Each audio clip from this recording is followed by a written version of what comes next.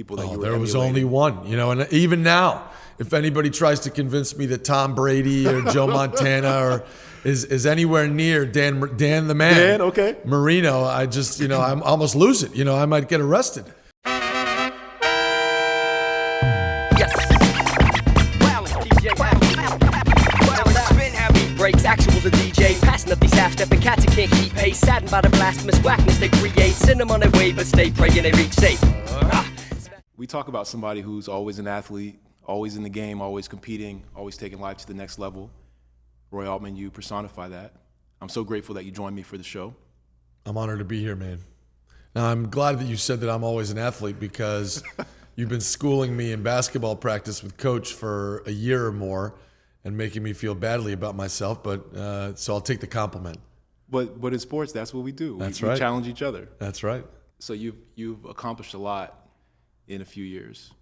You are a decorated athlete, a decorated dad, decorated husband, a lawyer, a judge, and now an author. Let's start there. What inspired you to write a book?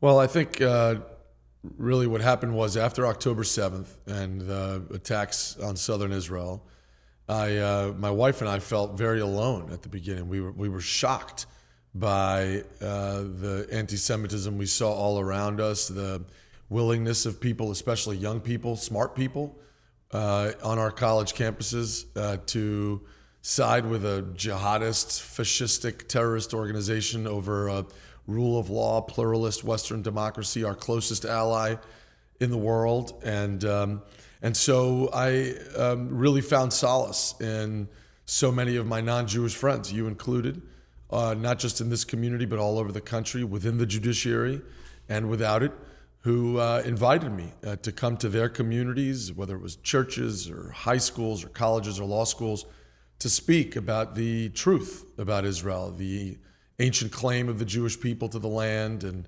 Israel's tremendous efforts to comply with international law, even in desperately, almost impossible circumstances.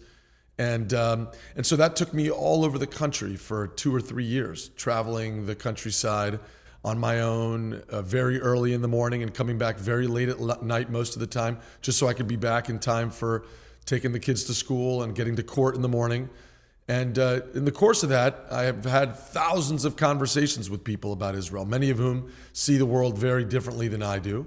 And I came to really understand what people were saying. And in the end, all the claims about Israel really do boil down to 6 main claims. And at their core, each of those claims is actually a legal claim. And so I thought to myself, why not apply the same legal methodology, which is based on reason and common sense, that we apply, judges, lawyers, and juries apply every single day in every courtroom across America for 250 years now. It's a time-tested methodology that we know we trust because we use it where truth-telling matters the most, where someone's life is at stake in the courtroom, and apply it to these 6 of the world's most polarizing accusations and see what happens. And that's why it's called Israel on Trial. We put Israel on trial. It's 6 claims, 6 chapters. Each chapter gets a claim. We apply the methodology and we see what happens without vitriol, without over-emotion, without diatribe.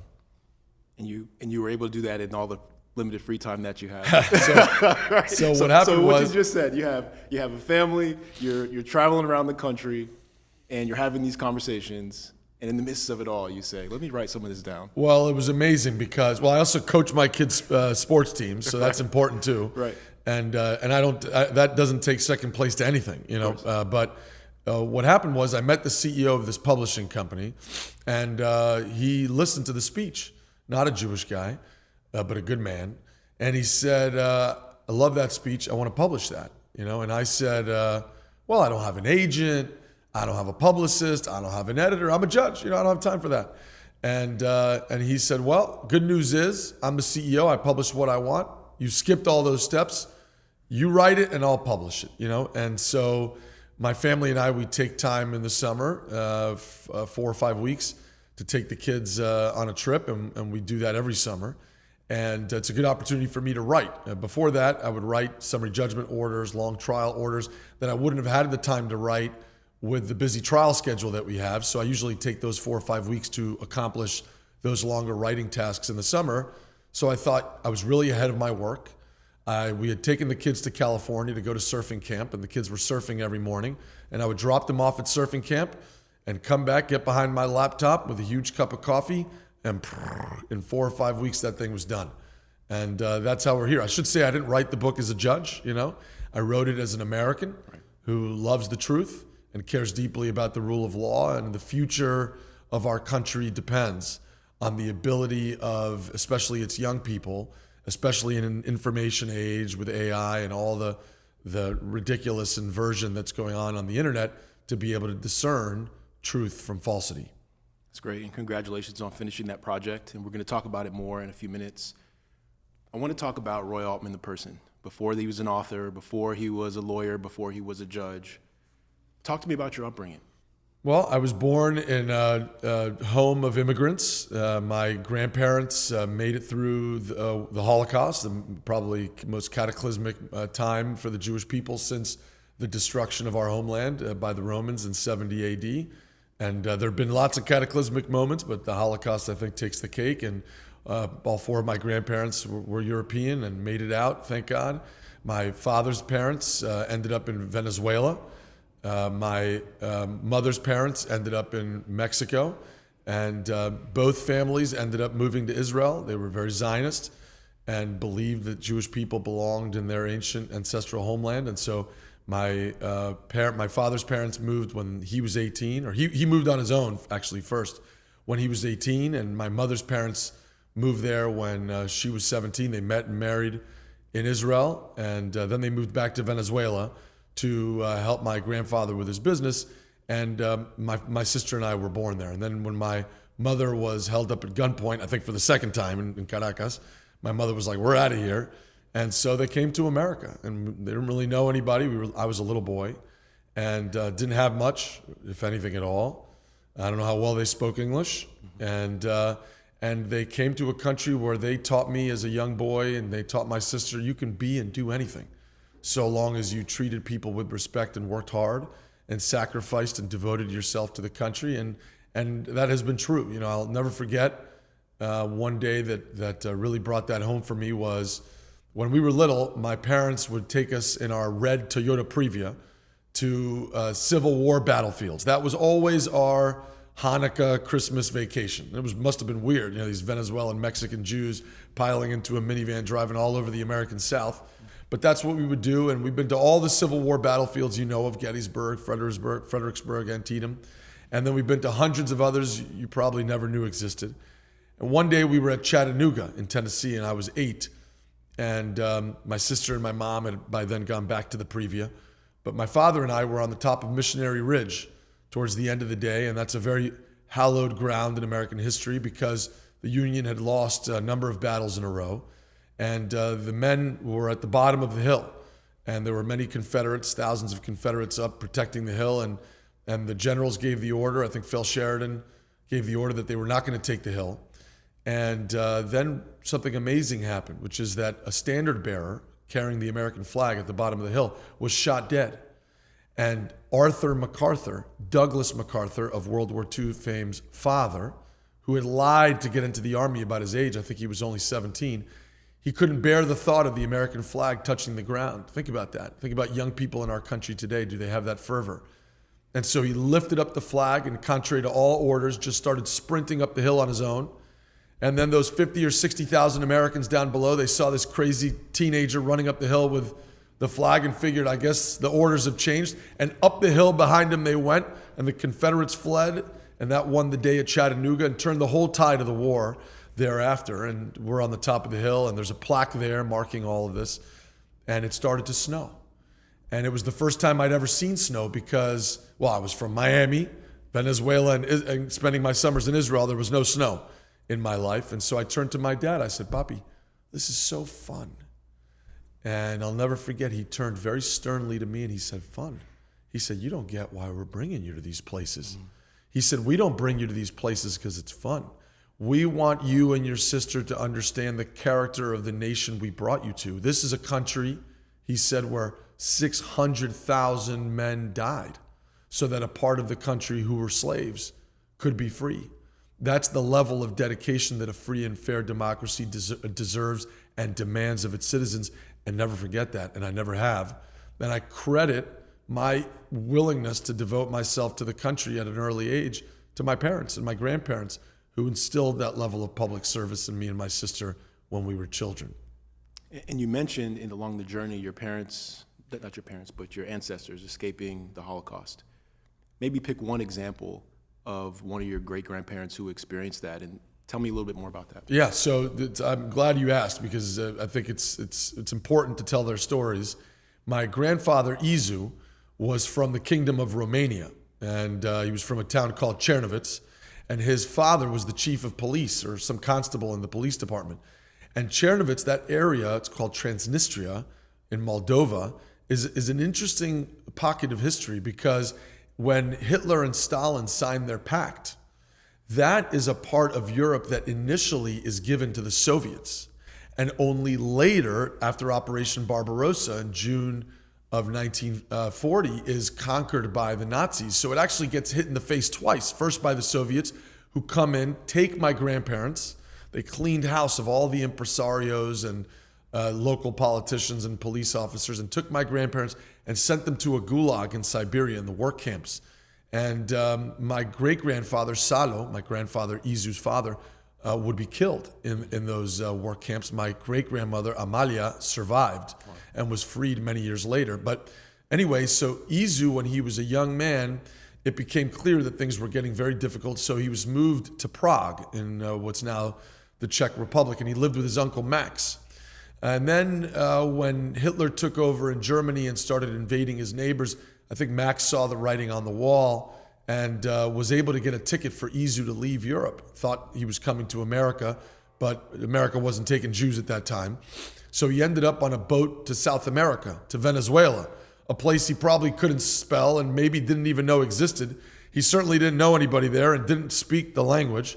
And he brought only one possession with him that I know of, and that was a Kiddush cup that his uncle Max had made, which we in my family still use every Friday night on Shabbat for our Kiddush over the wine. And so he comes to Venezuela and he takes a job as a bellhop in a hotel in Caracas, but he was a very bright man. He spoke 7 languages. He soon, everybody identified him as a very precocious young man, never finished high school. By the end of the war, he was the general manager of the entire hotel chain. He went back to Europe to find his family, learned that his parents had been sent to the Gulag work camps. His sister had married and was in a concentration camp in Mogilev, had had a baby named Claudi, who still lives in Caracas today, my father's cousin. And he convinced them. He found them in a refugee camp. He convinced them. He said, look, they don't want us Jews here, but there's a whole new world out there, a place called Venezuela, and I'm doing well there. Why don't you come with me? And they did. They picked up all their stuff. They went west, and they stopped in Paris. And in Paris, they met a waitress, beautiful blonde waitress, is my grandmother. And her family had given her over to a Christian family. She was blonde and she could fit in. And it's an amazing story because she goes to a party in the middle of the war, in violation of the curfew, as she would admit, to dance a dance party at a warehouse, an abandoned warehouse. And she's dancing with this man. She thinks he's very handsome, but he wouldn't talk to her. Until the end of her life, she always insisted she didn't even know his name. Anyway, at some point, boom, the police come in, the Germans, everybody starts running in every which direction. She hides in a dumpster behind the warehouse in an alley. A dog finds her, pulls her out. They take her to the jail with all the other kids, and they start beating the crap out of her. And they start interrogating her about this young man that she was dancing with, because all the other people ratted on her and said she'd been dancing with this man. Now, she was terrified they would find out that maybe she was hiding out where she shouldn't have been, that she was Jewish. But that's not what they were concerned with. They wanted to know about this guy because apparently he was a leader in the French resistance or something like that. Anyway, in the morning, she had a broken rib. They had beaten her up, bloodied her eye, and they let her go. And she starts stumbling home when she realizes that one of the men from the jail is following her. Probably they wanted her to lead them to this guy, whoever he was. So she goes to a friend's apartment where she knows that the friend has a husband who has a gun. I don't know why that was a good idea. So she goes to that apartment. The friend is there, but not the husband. Not the gun. Not the gun. Right. And so the German guy gets in there behind her, and takes the friend, locks her in a bathroom, and takes my grandmother, I think she was 16 or something like that, and gets her into a bedroom and starts to get on top of her, starts to rape her and beat her up. And she pulls his gun from its holster and she shoots him in the side. And then he falls on his back and she shoots him a few more times in the chest or in the stomach. And she drops the gun and jumps out the window, goes down the fire escape. By the way, till the end of her life, she would tell me, I would tell the story. And I was saying, my grandmother, she killed a Nazi, who tried to rape her. And she would always say, I don't know, he's exaggerating. I don't know that he died, And I'm like, that's not how firearms work, okay? Right. But anyway, she goes back to this family. The family says, look, where have you been? Look at you. You're covered in blood. There's a dead Nazi somewhere because of you. You can't stay here anymore. We love you, but you can't stay here anymore. So they had friends or family up in Normandy, and they sent her up there. And she was there living in a bunker for 3 days, eating sardines out of a can, drinking the fluid of the sardines while D-Day was happening. They didn't know it was D-Day at the time. And she didn't know who had won or who had lost. They didn't have any radio access. There's just bombs falling everywhere. And then one day, a soldier opens up the door of the bunker, the wooden door, and he gave her a stick of Wrigley's chewing gum. And she said she knew she was saved because she heard that the American soldiers were the ones giving Wrigley's chewing gum to she would say the pretty girls in Italy as they were making their way up Italy. So she came down to Paris, took a job as a waitress, met my grandfather. He tried to get her to marry him. He was a schmoozer, but she was very French. She wanted to stay in France, But then she became an Air France stewardess, traveling all over the world, traveling to Miami, traveling to New York, traveling to Venezuela. And that's how they stayed in touch and ultimately married. Amazing people. Tell me this. You're now an author. As lawyers, we're storytellers. And one thing that we have in common, I think, as family people, is that our ancestors' histories have been passed down to us. You know about your great-grandparents and grandparents in a lot of detail. How did those stories reach you? Oh, because it's funny because we just came off of Passover, right? Pesach. It's a Jewish holiday where the central commandment of the holiday is that you must tell our people's story. Okay. Judaism is a people who are obsessed with telling their own story. And, I was at Cornell, I think it was Cornell, right after October 7th, and a young woman wearing the terrorism scarf, the keffiyeh, raised her hand and she said, I'm on the right side of history. And I said, packed audience, I said, well, you must not know any history.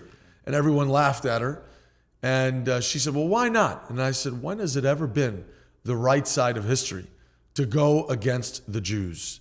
All the greatest empires in history, the Assyrians and the Babylonians and the Romans and the Nazis, they have come after the Jews, and they are all in the dustbin of history, and we are still here. And part of people try to explain why are we so resilient? Why do we survive?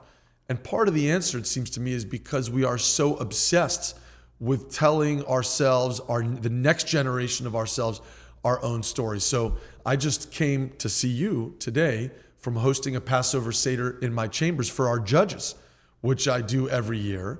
And it's just a wonderful opportunity for our judges to tell the story, not just of the Jewish people, but of the Jewish judges on our court and the history of our court. It's a wonderful tradition. And so that's certainly the tradition in my family. And I remember being a little boy around the table and just relishing in my grandparents and my grandparents' siblings and cousins and all of their stories. And I would be the kid who would ask, and what was the name of the town?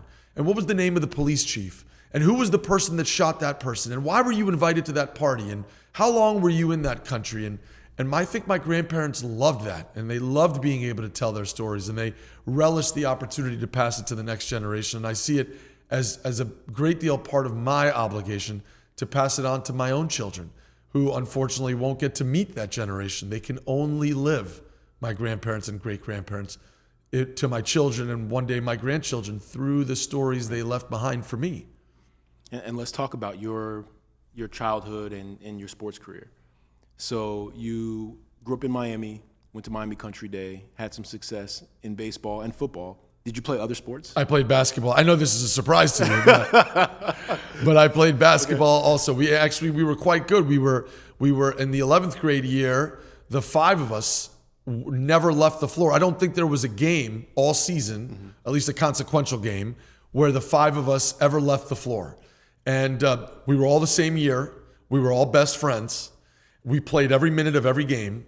And we played against a lot of teams that were a lot more athletic than we were. Bigger, stronger, faster. But we were obsessed with fundamentals because we had a coach, Brian Perizzo, whom we hated, by the way, who would run us into the ground with 17s and wind sprints if we did any of the fundamentals wrong. And he didn't care if we missed shots. He cared if we blew defenses, we didn't pass well. And so we were in the best shape of any team we played. We played very tough, on a string defense. All of us moved in unison, and we had crisp and really quick passing. And so we got open shots where otherwise we probably wouldn't have been able to make room for ourselves based on our athletics alone. What position did you play in basketball? Small forward. And in football? In football, I was a quarterback, and in baseball, I pitched. All right. And then you eventually go play at Columbia, both baseball and football. Correct. What was that recruitment process like? Well, so it was a lot, right? I mean, you remember that. It's all-encompassing. It takes over your whole life. And like you know, I would spend every waking moment at camps, you know. So my parents would take me to camps all over the country, right? To Duke camp and Florida State camp and Florida camp and UM camp. For which sport? For baseball and football, those 2 sports. I don't think I was good enough to play basketball at that level. I still think I could have played D3 ball, but not. I really was a football and baseball player, and it was really fun. You know, it was challenging. I remember several times Rex Grossman was my throwing partner at these camps, and a lot of the kids were just amazing. Andre Johnson, I got to meet at those camps, and Sean Taylor and I got to be buddies at those camps. We were on the Miami-Dade all-county, first-team all-county team together. If you look at the Miami Herald picture from that for that all-county team, me and Sean are, I think, standing next to each other in the second row in the back, and I'm the only person with bigger hair than he had. Yeah, right. He had his fro, and I had my Jew fro, and it was like mine was like 2 inches taller than his. But those were really special times, you know, and the recruitment process was tough, you know, when you would find out that a school was going for somebody else after they had, you know, the coaches had visited you at home, and but then ultimately for me it came down to whether I wanted to play. I think it was, you know, Harvard or Columbia. I did want to go to the Ivy League because I did care about school, and I was, you know, an intellectual and loved reading books to some degree. So ultimately I wanted to be in New York, and I really am glad that I made that choice because I had an amazing time at Columbia. So we're from the same generation. So in those days, growing up playing basketball, I would be in my driveway picturing myself as certain basketball players. So Michael Jordan is kind of obvious, but Penny Hardaway was my guy as well. In football, when you were envisioning yourself as a quarterback, a developing quarterback, what quarterbacks were on your radar there as the people that you were there was emulating? only one, you know, and even now, if anybody tries to convince me that Tom Brady or Joe Montana or is anywhere near Dan the man, Dan, Marino, I just, you know, I almost lose it. You know, I might get arrested. And it to me, you know, Dan Marino was the ultimate quarterback for a lot of reasons, right? One of the reasons was that he couldn't run. Maybe early in his career he could move around, but he knew how to move around in the pocket. He had a sixth sense about how to create space for himself. He was a quarterback's quarterback in that sense, and he was cerebral and he was a leader. And, you know, I say this all the time because my wife and I have this debate now about whether the boys will be allowed to play football with all the head injuries and all that. And I feel very strongly that they should be allowed to play football, and that, you know, for young men, look, if you grow up in Israel as a young man, you are going to be asked to go serve your country and defend your family from all the terrorist organizations that surround you. And you and your friends will be asked to lay your life down for your country. I mean, think about that. There's no more powerful expression of solidarity from an individual human being to the collective. But in America, we don't really have that. You know, we're so big, we're so strong, we're so wealthy, we're so far removed from most of our adversaries. We're lucky in that regard, you know. And so there aren't the same opportunities. I mean, yes, unless you go to war, to as a young man, to really learn what it's like to be a man in this world, you know? And I think football, especially as a boy, is the best training ground for what life is really like. Look, I mean, life is hard, right? You get punched in the nose all the time.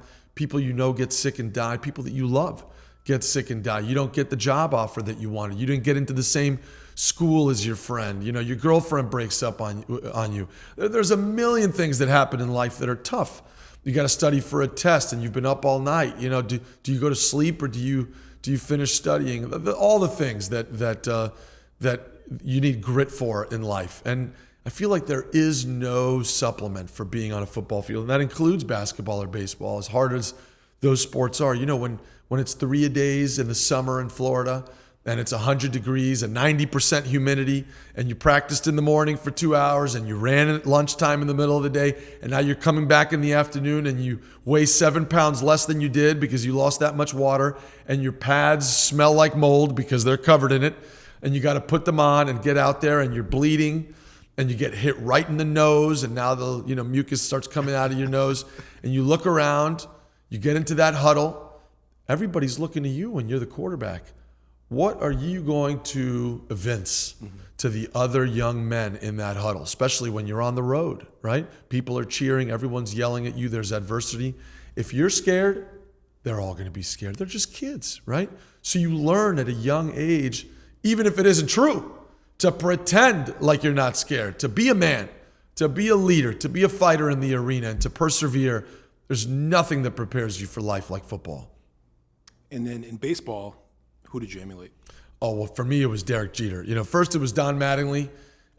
We were big Yankees fans as a kid. I know that's surprising and disappointing for a lot of people. I'm a Miami homer like everybody else, but we didn't have a baseball team when I was growing up in Miami. So keep your comments to yourself. And there were only really 2 teams that I recall practiced in Miami. The Orioles had originally practiced at Bobby Maduro Stadium, but they left. So Bobby Maduro was left empty. So there was really only 1 team left, and that was the Yankees, who did spring training in Fort Lauderdale. And my father would buy season tickets every March, and he would pull me out of school, and we would go to almost every spring training game in Fort Lauderdale. In those days, the players would give you the ball. I've got Ricky Henderson signed balls and Dave Winfield and Don Mattingly in my house, just because in spring training, you'd be like an 8-year-old kid. You'd go right up to them. They'd sign it for you and give it to you. So I was an obsessive, diehard Yankee fan back then in the 80s, when they were terrible, by the way, last place. And so I loved Don Mattingly. But then, in my formative years, Derek Jeter, to me, was the consummate professional, the consummate leader, the consummate athlete. And in the end, he was a winner. He was a champion.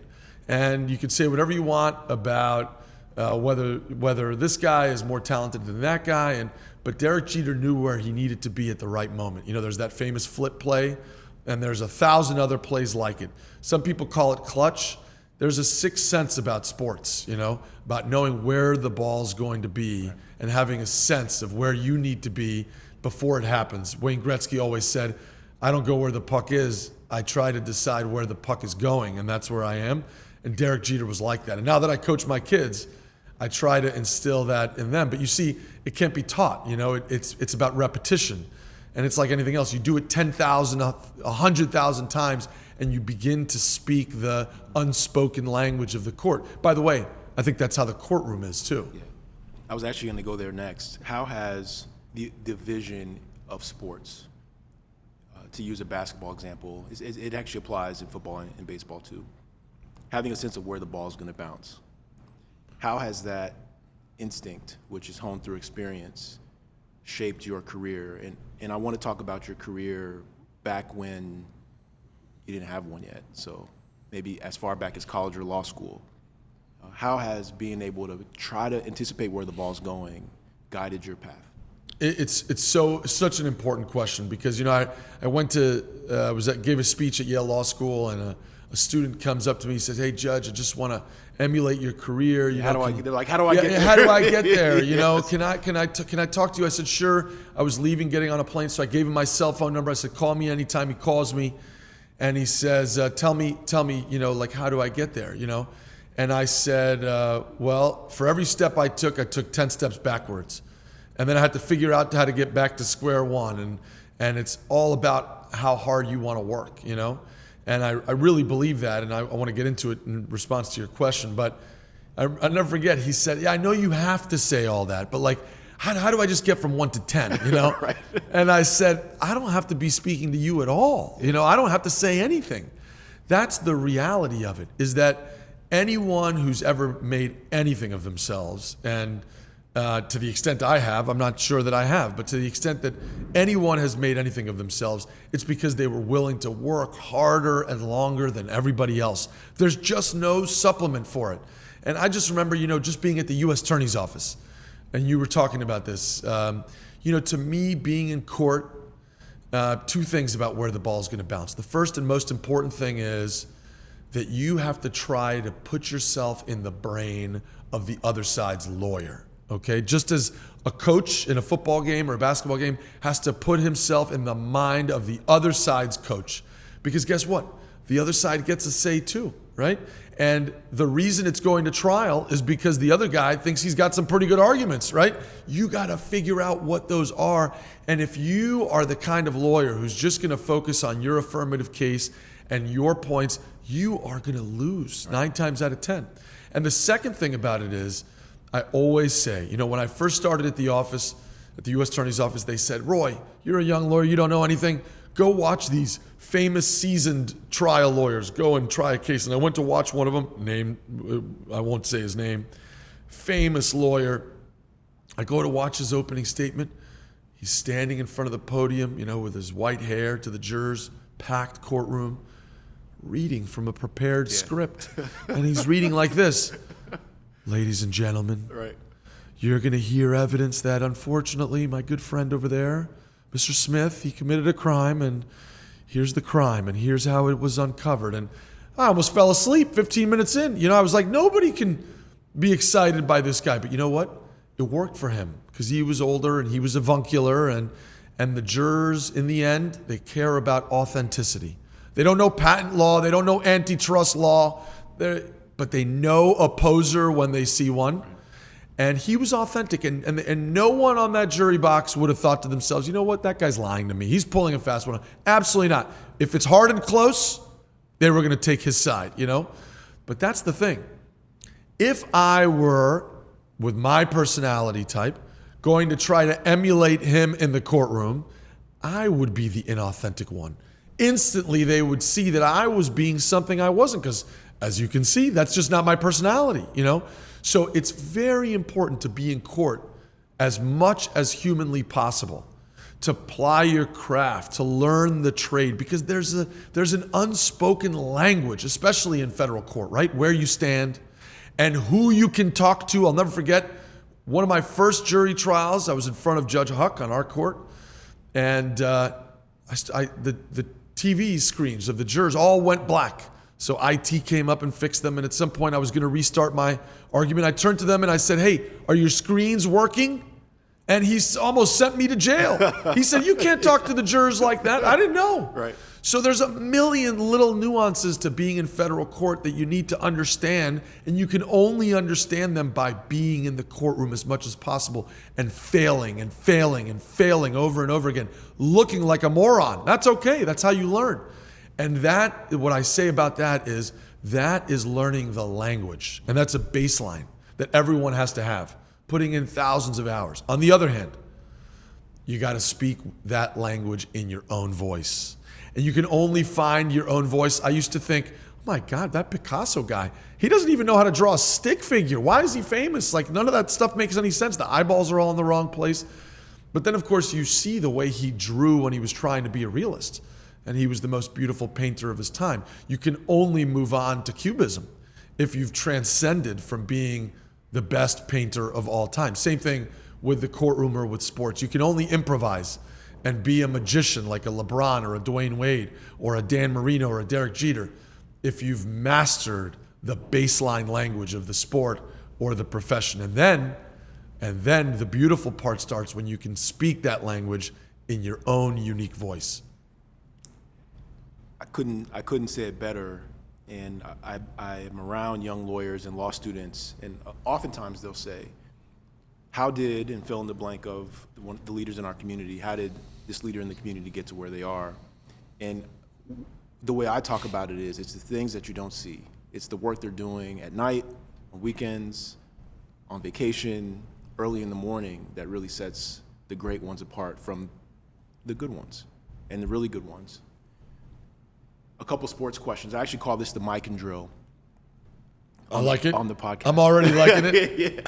So it's designed to be fast-paced, to help our audience get to know you better. And then after we do the Mikan Drill, we're going to get back into the book. You mentioned D. Wade. If you're starting a team, do you start it with Kobe or D. Wade? Oh, D. Wade. In their prime. Oh, is this close? Is it easy? It's not even close. Okay, tell me D. why. Wade. Look, again, I'm a Miami homer, so it's not fair, and I'm not objective. But the guy was unbelievable. You know, he again, like Derek Jeter, he found a way to win. I'm not saying Kobe wasn't amazing. Kobe was an amazing athlete and an amazing winner and competitor. I mean, I loved watching Kobe play. But there was also a lot of, sometimes here and there's atmospherics around Kobe, the personality, there's fighting with his teammates, with Shaq, with others. You didn't have any of that with D. Wade. You got all the same competitiveness. You got all the same championship mentality, the drive, that fourth quarter in Game 3 of the 2006 NBA Finals against the Mavericks. Has there ever been a fourth quarter performance like that where one man takes a team that's deep in the abyss, is dead buried? They lost Game 1. They lost Game 2. They're getting blown out in Game 3. It's the fourth quarter. This series is going to be a sweep. They were as close to comatose as you can be. And a man who would not take no for an answer, who, by the way, somewhat undersized, right? Maybe not the best athlete on the floor, certainly not the best shooter on the floor, okay? So again, for young people, especially young lawyers, we talk to them, you don't have to be the smartest guy in the room. You don't have to be the tallest, best looking, most charming speaker in the room. You got to have that intangible unwillingness to go down without a fight. Right. He put the entire season on his back, and he went completely bananas in that fourth quarter, and they won that game and then won the next 3 games together, and he does it with love, right? Every teammate loved him. Every fan loved him. There was never a controversy. There was never a time where a teammate, another star, said, I can't play alongside him. And because of that, you build a team around a guy like that. You build a team where a guy is not just a leader, not just a champion, but where everybody gravitates towards him because he's such a special person in the clubhouse. Would you rather be down 1 with the ball in your hands or up 1 down the stretch on defense? Wow. I always think about this, okay? I always say to myself when these situations are happening, okay, that I look at the scoreboard, and if it's late and close, I always think to myself, at least we're up 1 or 2 and not down 1 or 2. And I always prefer to be up 1 or 2 versus down 1 or 2. Doesn't matter whether you have the ball or you're on D. I mean, your question, the inflection point, of course, of the question is about being on D. But remember, we go back to what I told you at the beginning. To me, and I instill this in my children, I always was taught, because I grew up in the 80s, whether it was football, baseball, or basketball, that what wins championships? You know, because you grew up in the 80s. Defense wins championships. Right. So defense was the name of the game on the basketball court for us, for our team. And by the way, as a person who loves baseball, I love the opening lines of Ken Burns' baseball documentary, where he goes through all the different ways in which baseball is unique and special. And he says baseball is the only game where the defense has the ball, which I think is very special. So again, I go back to what I was saying. I'd always rather be up 1 than down 1. And I don't care about being on defense because good teams pride themselves on their defense. What's your favorite pastime with your kids? I love coaching my kids. You know, I mean, we have a lot of things that we do. I'll just tell you, but I'll tell you one thing that isn't coaching because it's very special. You know, the Ken Burns, we talked about Ken Burns, just came out with his American Revolution podcast, and it's about the founding of America.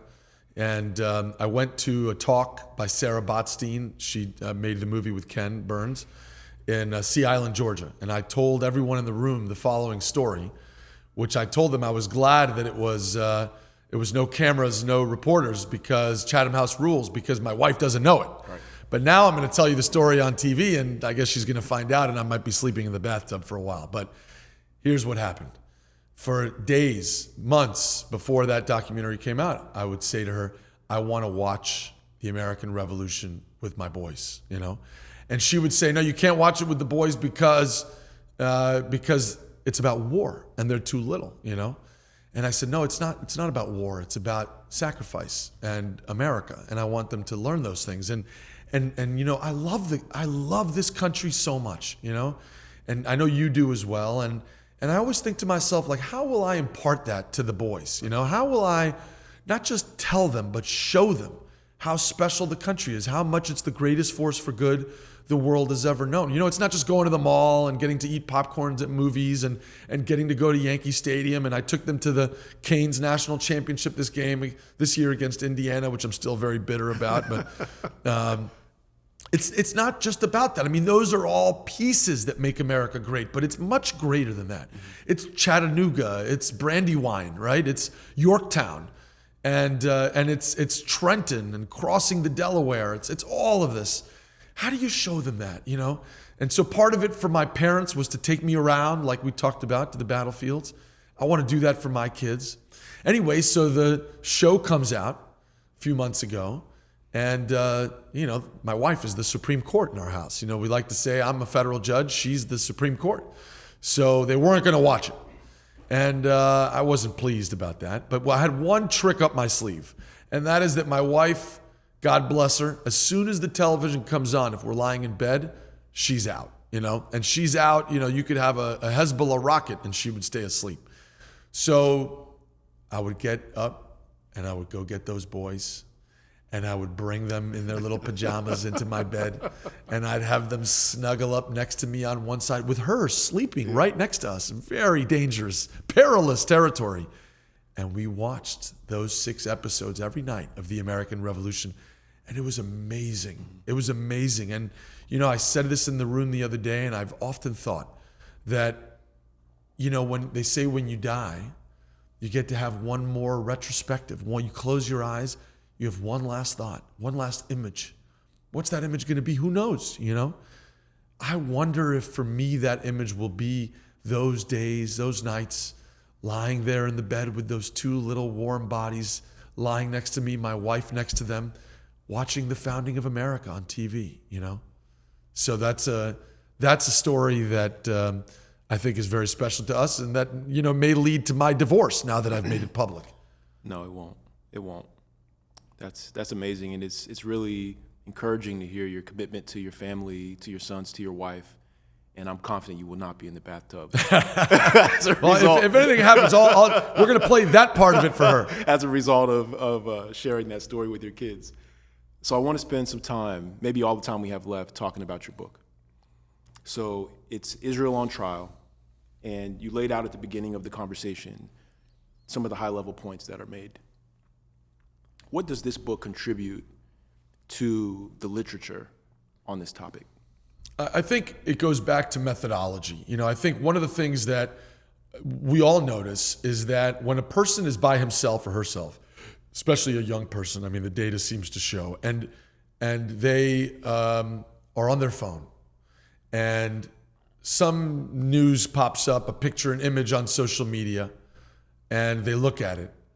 They are not very good. We are not very good. We humans, we shouldn't pin it on young people. We humans are not very good at discerning truth from falsity in that context. Right. You know, it's coming to us fast. There's a whole algorithm that's manipulating our brains, that the biggest, most powerful companies that have ever existed in the world, not just the biggest, most powerful companies that exist now, the biggest, most powerful companies that have ever existed in the world, the richest companies in the world with the smartest brains, are spending all of their waking hours figuring out how to manipulate your brain through that telephone. And our minds evolutionarily were just not used to that, right? We grew up over hundreds of thousands of years living in small bands where everything was face to face, where we were part of a little kin, a little family, maybe 40 or 50 or at most 100 people. And every single person was essential to the survival of everybody else.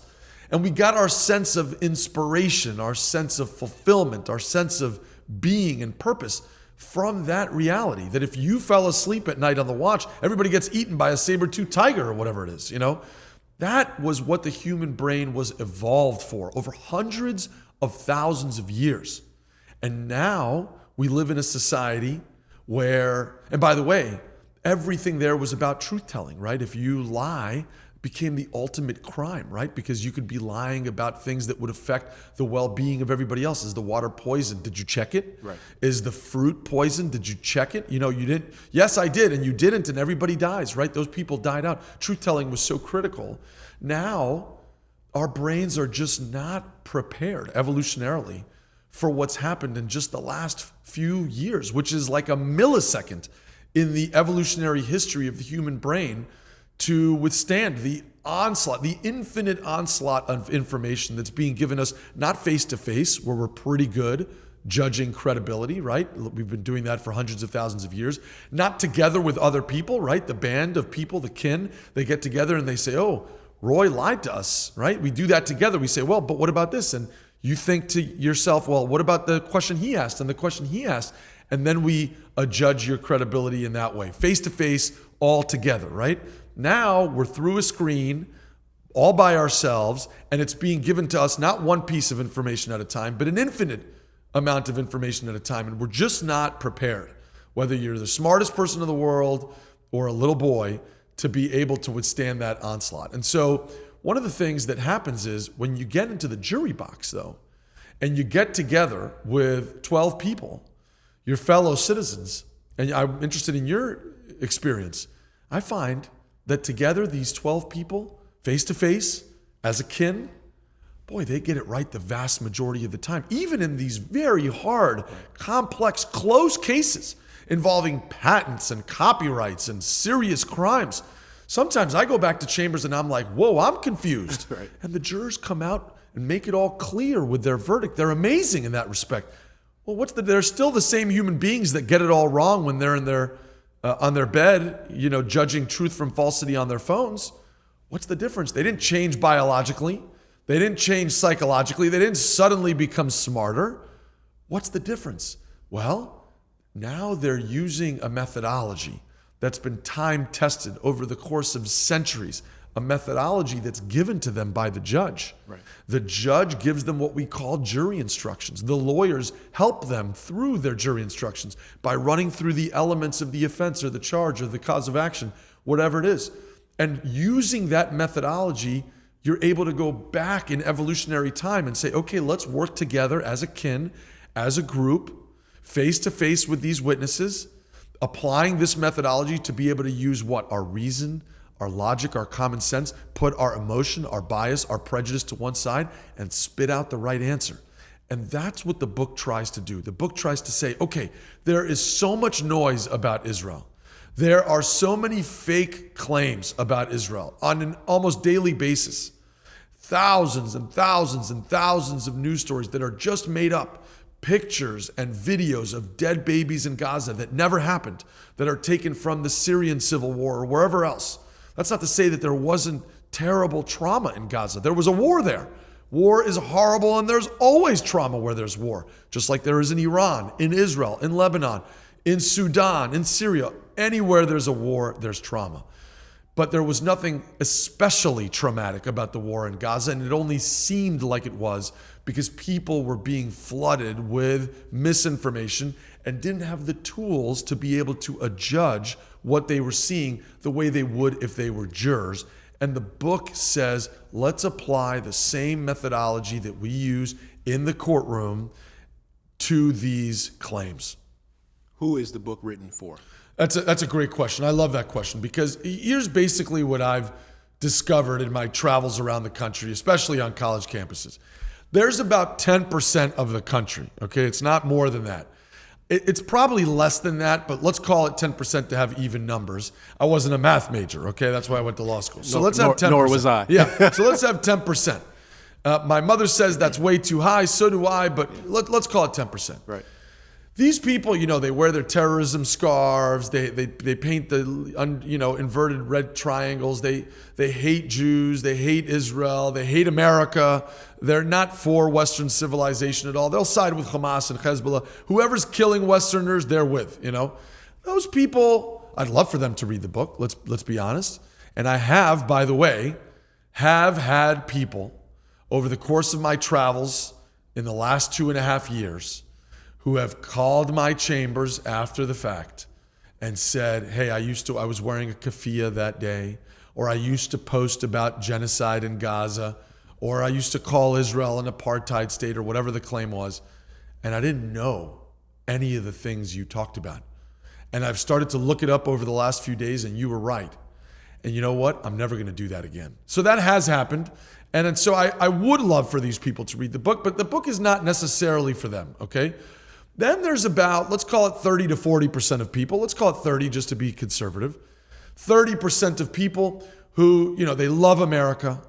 They understand viscerally that Israel is America's most important ally in the world. If that wasn't clear to you all before, it certainly should be clear now, where all the other supposed allies of America decided not to help America out in its war to rid the world of Iranian nuclear weapons. Only one country stood by America's side and fought and bled shoulder to shoulder next to Americans, and that was the Israelis.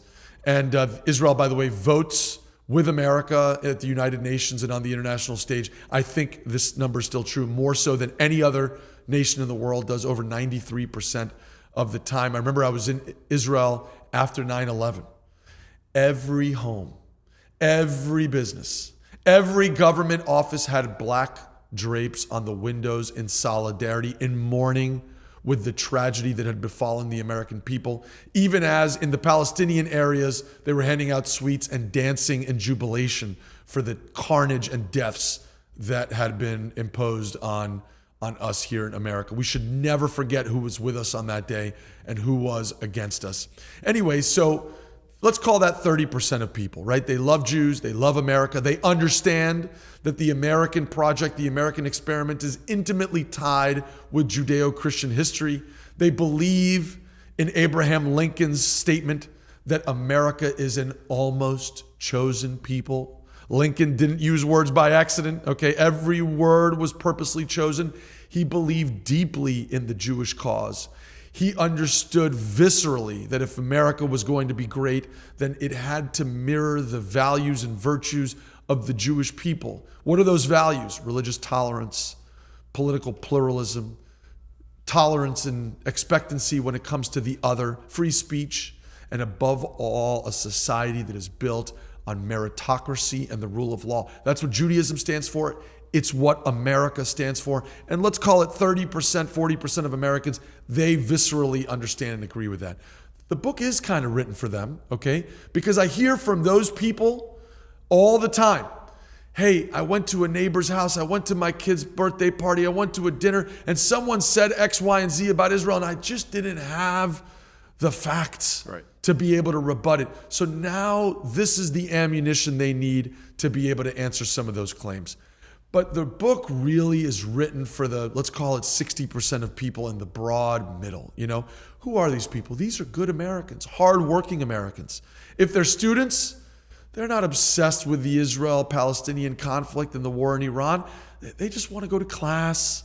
They want to get good grades. They want to get a good job. They want to meet girls. They want to drink some beer. They want to go to parties, right? And if they're in the workplace, they want to have a good job. They want to get promoted. They want to put food on the table, send their kids to safe and secure schools, have their children grow up happy and healthy and successful. They have big hearts. They have open minds. They're open to the idea that truth should always win out, that decisions should be based on the law and based on the facts and evidence rather than on emotion and bias and prejudice. And for them, what I hope is that these people, the broad middle of Americans, can have the book on their shelf. And if they go to a dinner or a barbecue or a kid's birthday party and someone uses one of these buzzwords, genocide or apartheid or colonialism, these preposterous claims that are levied against the state of Israel, they can say, look, I don't know that much about it, But there's this guy in Florida. He seems to know what he's talking about. He wrote a pretty good book. It's on my shelf. Why don't you take it home, read chapter 3, and let's talk about it. And if the book will do that, I think it will have been a tremendous success. In under a minute, what's the thesis of the book? That in my travels around the country, and especially on college campuses, what I came to discover about the debate about Israel is that all of it, when you peel back the vitriol and the emotion and the diatribe, boils down to 6 main claims that a broad number of people in America and around the West believe about the Jewish state. What's the first claim? The first claim is that Jews are colonists in the land of Israel. What's the second claim? The second claim is that Israel is an illegitimate state, or that its founding was somehow aberrational in the context of 20th century state foundation. What's the third claim? The third claim is that Israel was the impediment to a 2-state solution, to the creation of a Palestinian state. What's the fourth claim? The fourth claim is that Israel is an apartheid state.